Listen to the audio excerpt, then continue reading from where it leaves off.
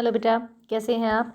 आज हम अपनी बेटा जो क्लास 10th है उसका जो पेपर था, क्वेश्चन पेपर हमारा प्री बोर्ड का, उसको डिस्कस करने वाले हैं। तो इसके जो एमसीक्यूज़ हैं लगभग हम उनको डिस्कस करेंगे।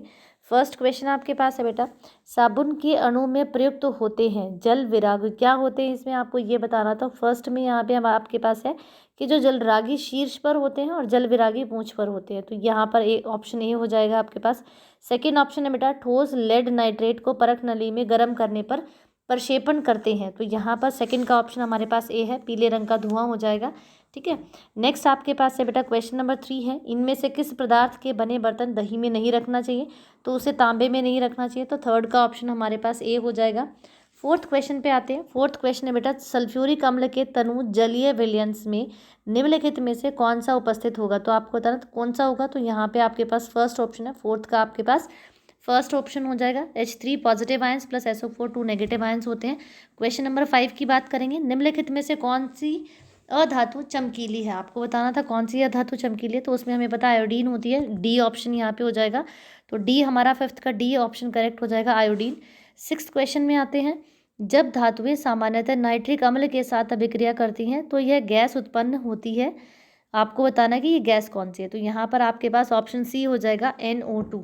ठीक है, अब नेक्स्ट क्वेश्चन है आपके पास, क्वेश्चन नंबर 7 है बेटा, नीचे सूची में कुछ कार्बनिक यौगिक दिए गए हैं, आपको उनमें से बताना है कि बेटा ये चार ऑप्शन है कि सूची में केवल एल्कीन है या यौगिक एल्केन है या इनमें से कोई नहीं है या सूची में संतृप्त और असंतृप्त दोनों हाइड्रोकार्बन्स है। अगर आप इन हाइड्रोकार्बन्स को देखेंगे बेटा तो देखो फर्स्ट वाला क्या है C6H10, तो 6 जैसे मैंने आपको सिखाया कि अगर आप कार्बन की संख्या का दुगुना करके 2 प्लस करते हैं तो वो एल्केन होता है, 2 माइनस करते हैं तो वो आपके पास एल्काइन होता है, और सिर्फ डबल कर देते हैं तो वो एल्कीन होता है। तो यहाँ पर इन सारे ही कंपाउंड में अगर आप देखेंगे तो एल्केन भी है, एल्कीन भी है और अल्काइन भी है, तो यहाँ ऑप्शन डी हो जाएगा कि सूची में संतृप्त और असंतृप्त हाइड्रोकार्बन दोनों हैं। ठीक है, अगर मैं क्वेश्चन नंबर 8 में बात करूँ तो बेटा आपको बताना है इनमें से स्वाद का संबंध किसके साथ है, तो स्वाद जो है वो रस संवेदी ग्राही जो होती है गेस्टेटरी रिसेप्टर से कहते हैं, बी ऑप्शन आपके पास करेक्ट हो जाएगा इसके लिए। ठीक है, नेक्स्ट क्वेश्चन नंबर 9 है बेटा आपके पास, पादपों में पुराने जाइलम में अपशिष्ट पदार्थ होते हैं, तो पादपों में जो पुराने जाइलम होते हैं उनमें अपशिष्ट उत्पाद क्या क्या होते हैं, रेजिन और गोंद, यहाँ पर ऑप्शन ए आपका क्वेश्चन नंबर 9 का आपके पास आंसर होगा ए ऑप्शन। ठीक है, अब क्वेश्चन नंबर 10th में आते हैं बेटा। 10th क्वेश्चन में आपको दिया गया कि मानव पाचन तंत्र में के संबंध में कौन सा विकल्प सही है, आपको बताना कौन सा विकल्प सही है, तो यहाँ पर जो ऑप्शन बी है सही नहीं, सॉरी गलत है, ऑप्शन विकल्प आपको गलत बताना था, तो जो बी ऑप्शन है भोजन बृहदांत्र से शुद्रांत्र में प्रवेश करता है, ये बिल्कुल गलत है क्योंकि हमें पता है भोजन जो है वो शुद्रांत्र से बृहदांत्र में प्रवेश करता है, तो ऑप्शन बी आपके पास यहाँ पर करेक्ट ऑप्शन हो जाएगा। ठीक है, अब 11 क्वेश्चन है बेटा आपके पास, परागण के पश्चात और निषेचन से पूर्व पराग नलिका कौन सी अनुवर्तन गति को दर्शाती है, तो यहाँ पर ऑप्शन डी हो जाएगा, रसायनुवर्तन को दर्शाती है। नेक्स्ट क्वेश्चन नंबर 12 है आपके पास, यहाँ पर आप देखिए बेटा प्रकाश की चाल आपको निकालनी थी, तो ऊपर आपके पास प्रकाश की चाल किस में, हवा में हो जाएगी, वायु में, और नीचे माध्यम में। हवा में हमें पता है 3 × 10⁸ होती है, और यहाँ पर माध्यम की आपको दी हुई है 2.25 × 10⁸। जब आप इसे काटेंगे तो आपके पास आंसर आएगा 1.33, दैट इज डी ऑप्शन आपके पास करेक्ट हो जाएगा। ठीक है, अब नेक्स्ट जो क्वेश्चन नंबर 13 है बेटा उसमें आपको बताया गया कि जनकों से संतति में संप्रेषित होने वाले लक्षण विद्यमान होते हैं, तो किस में होते हैं, वो option D that is genes में होते हैं।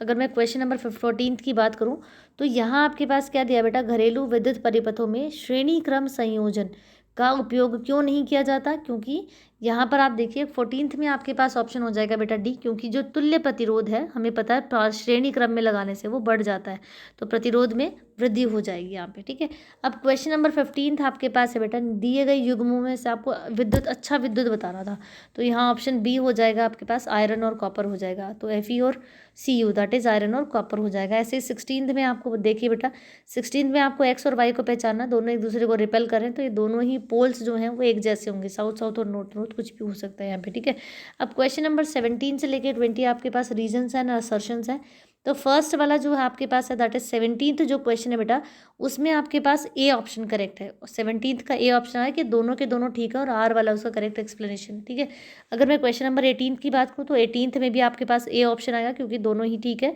और आर उसकी करेक्ट एक्सप्लेनेशन भी है, तो ये 18th का हमारे पास ए हो जाएगा। अगर 19th की बात करें तो 19th का हमारे पास डी है, क्योंकि ए यहाँ पर गलत दिया हुआ है कि अमोनिया आयनिक नहीं होता, वो सहसंयोजी आबंध बनाता है।